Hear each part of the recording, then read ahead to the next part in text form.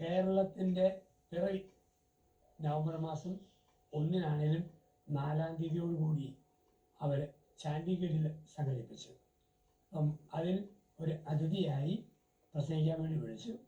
ഞാൻ അവിടെ ആ പ്രസംഗത്തിന് വേണ്ടി അവിടെ ചെന്നു. അപ്പം ഋഷിരാജ് സിംഗ് മുഖ്യ അതിഥിയായിട്ട് വന്നു. വേദനയിലുണ്ടായിരുന്നു. ഞാനും അവിടെ പ്രസംഗമൊക്കെ പറഞ്ഞ് ചണ്ഡീഗഡ് മൊത്തം ഒന്ന് ആസ്വദിച്ച് കറങ്ങി നടന്നു കണ്ടു. യൂണിയൻ ഭരണപ്രദേശമാണ്. പഞ്ചാബിൻ്റെ അസംബ്ലി മന്ദിരമെല്ലാം ഈ ചണ്ഡീഗഡിൻ്റെ അതിഥി വരുന്നു. ഹരിയാനയുടേതും അടുത്ത് വരും.